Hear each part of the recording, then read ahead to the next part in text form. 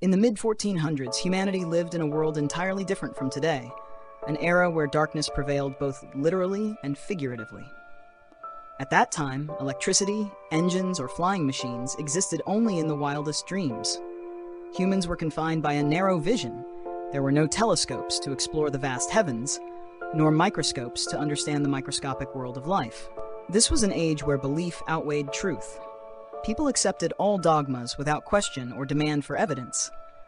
When thunder roared, they trembled, believing it was the wrath of God.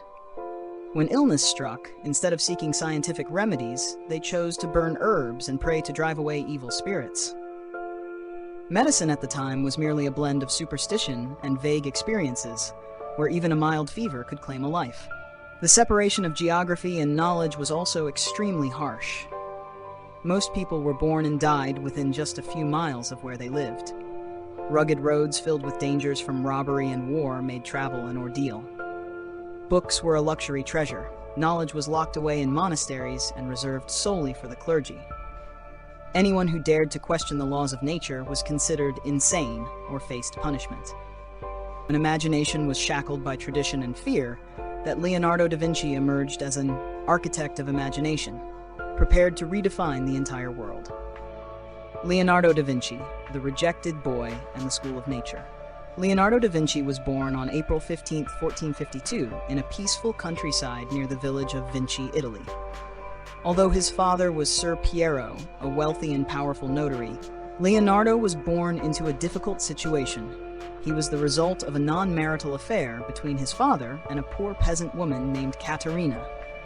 This illegitimate status slammed shut every door to a bright future, according to the social standards of the time. He could not inherit property, could not follow his father's legal profession, and was not even welcomed at prestigious universities. While children of his age studied Latin or Greek, the languages of scholars and philosophers, Leonardo only learned basic reading, writing, and arithmetic skills. However, it was this abandonment by the formal education system that allowed a great genius to sprout. Instead of books, nature became his true teacher. Instead of playing childhood games, Leonardo spent hours wandering through the hills and streams of Tuscany. He collected bird feathers, shells, pebbles, and animal bones, as if they were the most precious treasures on Earth. With a sharp eye for observation, he began sketching everything on scraps of paper. He didn't just see a lizard or a leaf. He saw patterns, shapes, and the mysteries behind their movement. He often knelt by streams to watch water swirl into spirals, or lay on the grass to study how birds spread their wings in the sky. While villagers called the quiet, shy boy different, inside Leonardo was a storm of questions. Why can birds fly while humans cannot? Why does the moon always follow us at night? This relentless curiosity was not just child's play. It was a fierce determination to decode the laws of life, secrets he would later spend his life recreating through art and engineering. From a country boy to a rising star in Florence, recognizing that his son's talent had far exceeded the narrow boundaries of Vinci, Ser Piero took Leonardo to Florence, the most brilliant cultural and intellectual center of the Renaissance. There, he was apprenticed to the workshop of Andrea del Verrocchio, one of the most renowned artists and engineers of the time. When Verrocchio looked at the sketches with exquisite lines and the limitless imagination of the young teenager, he immediately agreed to take Leonardo as a student. Verrocchio's workshop was not merely a place to learn painting. It was like a multi-purpose laboratory for art, sculpture, engineering, and anatomy. Leonardo started with the smallest tasks like sweeping, preparing brushes, and grinding pigments.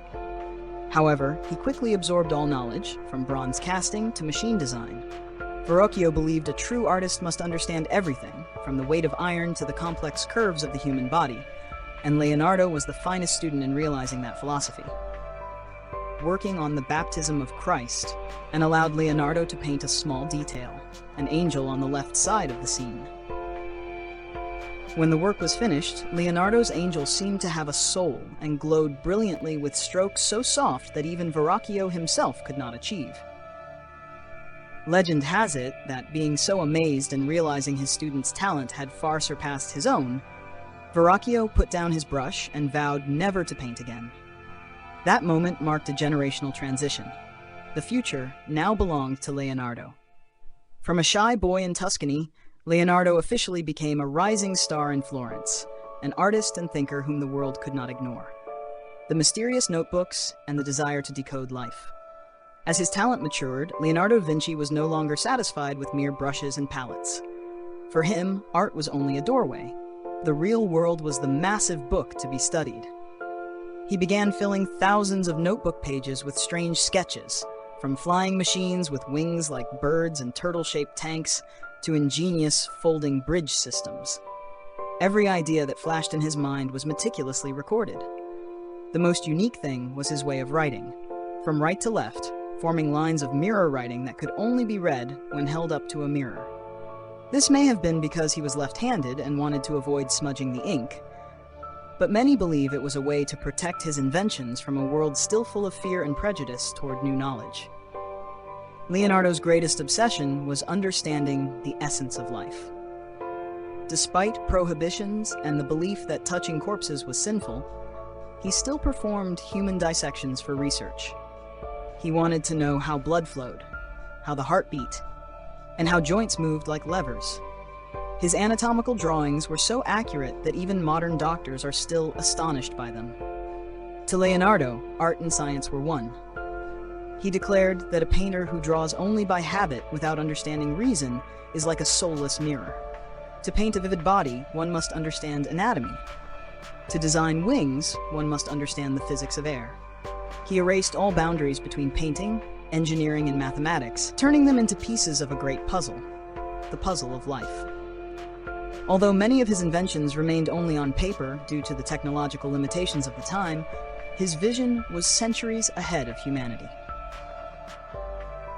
Immortal masterpieces, when the soul is painted with light. By the late 1400s, Leonardo da Vinci's fame had spread across the royal courts of Europe. However, he never considered himself a mere painter. He was a storyteller in color, a poet of light and shadow. For him, the highest goal of painting was not to copy a face, but to capture the soul hidden behind it. In Milan, under the patronage of Duke Ludovico Sforza, Leonardo began the mural The Last Supper on a monastery wall. Instead of using traditional techniques, he experimented with mixing colors directly on dry plaster to create a brilliant vividness. He captured the exact dramatic moment when Jesus declared, "One of you will betray me." The shock, fear, guilt, and confusion on the faces of each apostle were expressed with unprecedented realism. Although this experimental technique caused the painting to peel over time, it remains the most studied work in history. Later, Leonardo began another journey to conquer the greatest mystery of humanity, the smile. That was the portrait of the Mona Lisa. Instead of just painting Lisa Gherardini as a standard commission, he saw this as an opportunity to explore the depths of human emotion. He used the sfumato technique, layering thousands of thin glazes of color until they merged, creating skin that seemed to glow and eyes with an extraordinary depth. He carried this painting with him for over a decade, constantly adding subtle touches until the end of his life. To Leonardo, art was never truly finished. It was only abandoned because he always craved absolute perfection. The Mona Lisa is not just a woman. She is a symbol of mystery, the intersection of science and beauty, a smile that has challenged human understanding for centuries. The final journey and a timeless legacy. In his final years, Leonardo da Vinci's restless mind moved beyond the borders of Italy. In 1516, accepting an invitation from King Francis I, who deeply admired his genius, Leonardo crossed the Alps to France. He brought with him his most precious possessions, notebooks containing thousands of ideas and 3 favorite paintings, including the Mona Lisa. At the Chateau of Clos-Lucé, he was treated not as a servant, but as a father and a close friend of the king, with absolute freedom to continue dreaming of ideal cities and flying machines. On May 2, 1519, Leonardo passed away at the age of 67. He departed peacefully, just as he once wrote in his notebook, "As a well-spent day brings happy sleep, so a well-used life brings happy death." He left behind a massive legacy of more than 7,000 pages of notes covering all fields. Centuries later, his dreams on paper have truly entered reality, From airplanes and submarines to robots and helicopters, all were first shaped by the intellect of the man from Vinci. His works of art, especially the Mona Lisa, have become living legends, drawing millions to the Louvre Museum and becoming symbols of human perfection. Leonardo da Vinci proved that art and science are not enemies, but twin siblings nurtured by curiosity. The greatest legacy he left behind is not just paintings or machines, but a lesson in courage. The courage to question the impossible and to look at the ordinary to see the extraordinary. He was the one who taught humanity how to imagine and to never stop reaching for the future.